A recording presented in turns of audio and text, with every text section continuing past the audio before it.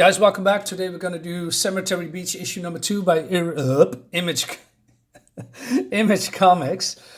Warren Ellis and Jason Howard. So we continue where we left off. So let's dive in. Oops, that's one page too many. So this soldier is reporting to, I believe, the leader, the general, the president of this exoplanet. And the general is concerned, very concerned, because he says, Old Home, it finally happened. Old Home has sent a scout. Old Home is Earth. And he says, that means that that means that he is only going to get one very biased side of the story.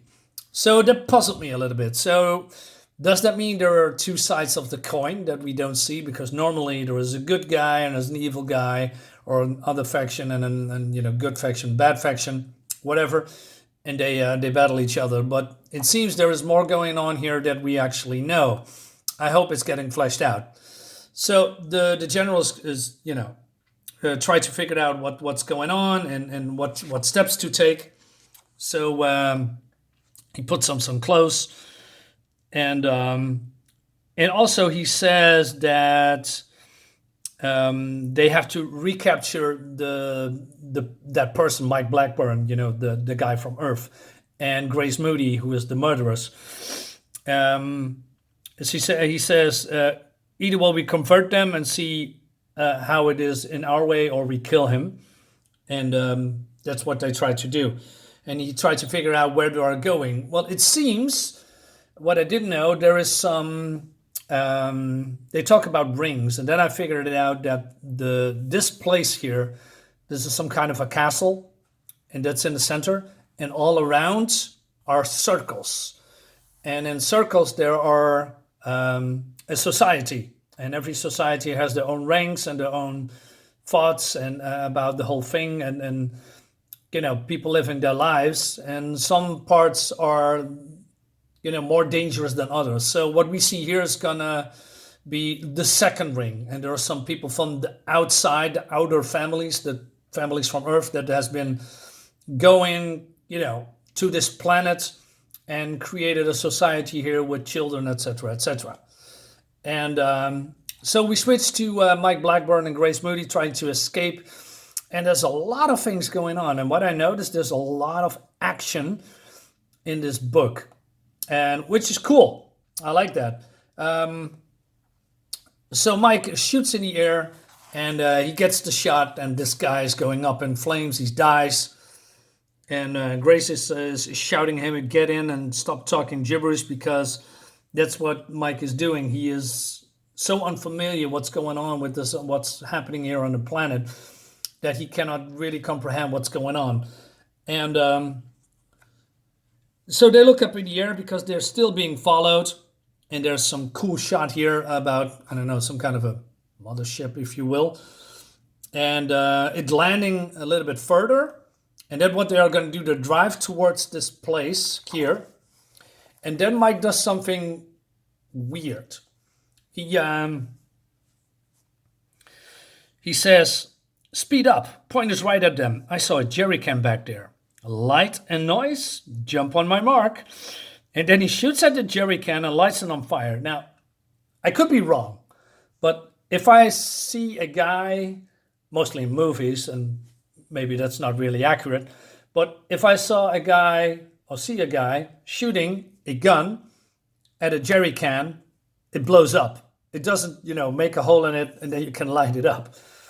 Maybe it's happened in the real world, I don't know, but it seems unlikely if that's a smart thing to do. Why not put a knife in it and jab it into the jerry can instead of shooting it at point blank range? That doesn't make any sense. So, and then we have a cool shot here. They're jumping out, the things are on fire. Very cool explosions constantly. But then Mike he's a weird guy. I cannot really grasp his character very much, because one time he's very happy and smiling, and then the next one he's very aggressive and does irrational things, but he also makes jokes, but at the same time he says uh, I'm going to get fired. All is this, all this is like the opposite of my job description. And Grace says, "Do you have jobs that are like blowing random shit up?" And then she is right, because that's what he's doing. He's just blowing shit up all the time. I love it, by the way, but his character is a little bit weird. Um, so they're getting attacked again. Well, he is getting attacked and almost killed, being killed. So Grace shoots it, and this guy explodes too. I don't know how they do it, but they're all shooting and hitting their opponents instantly. I mean, look at this. Going a little bit back here, when Mike, how do you say here, jumped out, and he fall flat on his stomach, and then he shoots in the air, and then basically gets the hit instantly with the fuel tank here. A little bit over the top. I don't mind, and some cool shots here and there about. So they jump away, and then this guy here crashes in the middle. I mean, looks really cool. Again, another explosion. So yeah, this comic is really explosion heavy. So what they are going to do, they are have a conversation with each other, and Grace basically explains where they are. You know, I talked a little bit about the rings of this society or this planet, the exoplanet, where they are. And Mike is wondering, why is nobody tried to go back to Earth? And then she says that when her forefathers get here, the first thing they did is smashing the motors. But I didn't know what they mean with that. I mean, smashing the motors of the device that, is that a teleporter? Is there a spaceship? How did they get there? We don't see anything of that. So that's a little bit of a shame, but so there's a little more backstory here. And she says there is no safety net. Either we build a viable colony by any means necessary, or we die. And Mike says, by any means. And she says, listen, my great-grandparents had to shit on the ground to make soil and recycle the dead for food, tools, and fertilizer. After that, nothing else seems like much or of a leap. And there was people that didn't like that and tried to do things differently.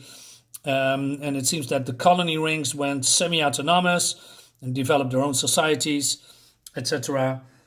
A couple of people vanished. Some rogue states here and there. But we don't see that here for now. Hopefully in future issues. So they jump down into the shaft, and I really love this part, that Mike is constantly being surprised or scared, and then he's goofingly falling down the whole time.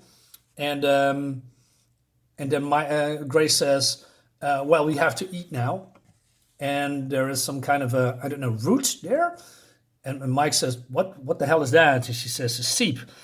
It has it bubbles everywhere, protein, sugar, starch, and that's a very reliable food source over there.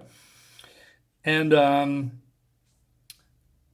Grace explains a little bit later who she is and where she comes from, but not too much. She says enough things to keep the reader on their toes, but not enough to figure out what's going on. But you can probably fill in the blanks.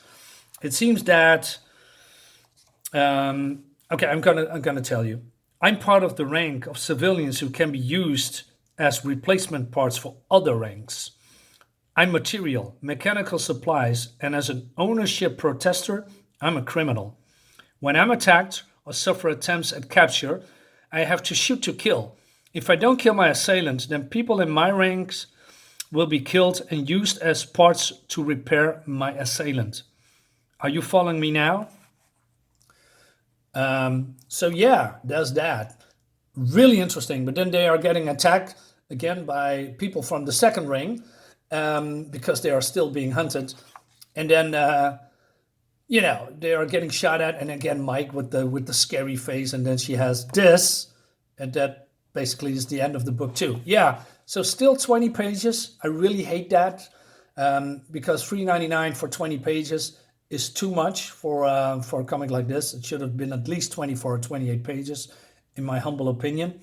I like the story, but it's still, I don't know where it's going. And I don't, like I said, they don't give you enough information about what is the outer ring, what are these people doing here, what is the society built for, what is their purpose. We don't have any answers. So I hope we get some answers in the future issues. So guys, this brings me to the end of the video. Hope you like it. Give me a like, share my video, like my video, subscribe to my channel, and I'll see you next time.